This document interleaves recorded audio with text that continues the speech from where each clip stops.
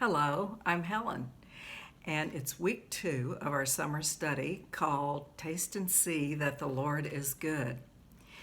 In our study, we're focusing on beautiful images in the Bible of food and using those as an invitation to pursue a more intimate and deeper relationship with God.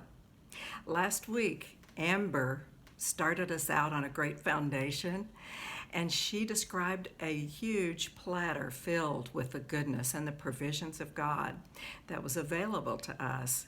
Described how no matter what our circumstances, we can just reach up and receive goodness and whatever provisions that we might need in our lives. And it was such a beautiful picture.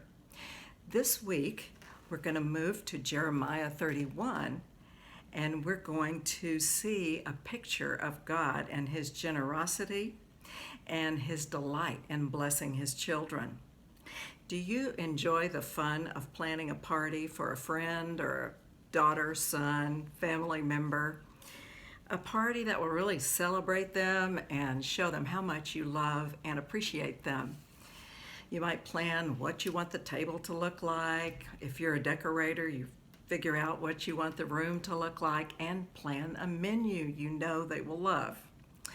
In Jeremiah 31, God tells of a time when his people will be released from captivity in Babylon. He sounds almost like an excited parent or friend who plans to bless his children with abundant good food and with peace and joy. It's a welcome home party. Listen to Jeremiah's description. Therefore they shall come and sing in the height of Zion, streaming to the goodness of the Lord. For wheat and new wine and oil, for the young of the flock and the herd, their souls shall be like a well-watered garden, and they shall sorrow no more.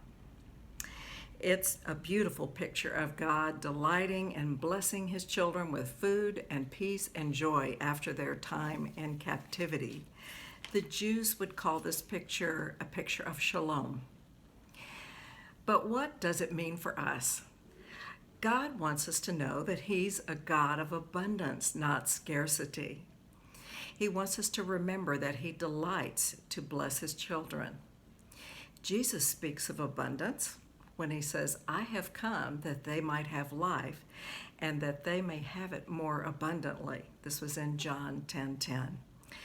Jesus' followers are promised that they will experience this abundance as a quality of their life. The most famous story of a father's abundant generosity that I can think of is found in Luke 15. And many of us know it as the parable of the return of the prodigal, but I like to call it the parable of the father's heart. You know the story, so I'll hit the bullet points.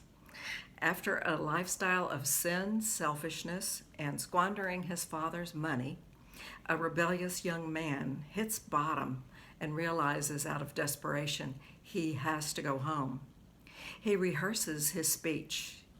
He plans to ask his father's forgiveness and beg to come home as one of the servants in his father's household, and he sets off to go home. His father sees him coming from a long distance away and runs out to meet him. He throws his arms around him and gives him a big hug. He forgives him, but not only that, he presents him with a ring and a robe, meaning that he is receiving this son back as a full member of the family and son. But wait, there's more. He throws him a lavish party. Luke says the father killed the fatted calf for this party, meaning in that day that he spared no expense to host a party that was worthy to celebrate his joy at the return of his son.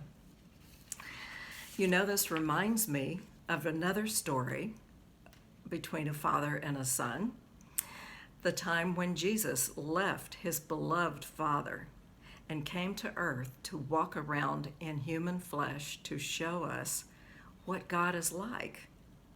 He also laid down his life and died the death we should have died in order to provide for us a way to come home to our Father and receive that abundant life that Jesus came to give.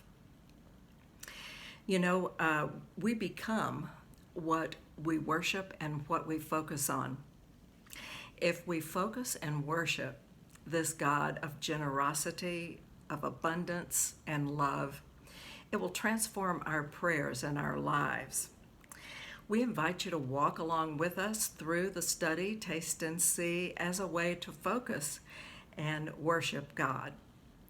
Through His Word and His Spirit, our lives will be transformed to look a lot more like His. You know, and we can go into our world, we can pour some of that abundant life into the lives of our families, our friends, and our neighbors. We hope you enjoy your study. Have a great week.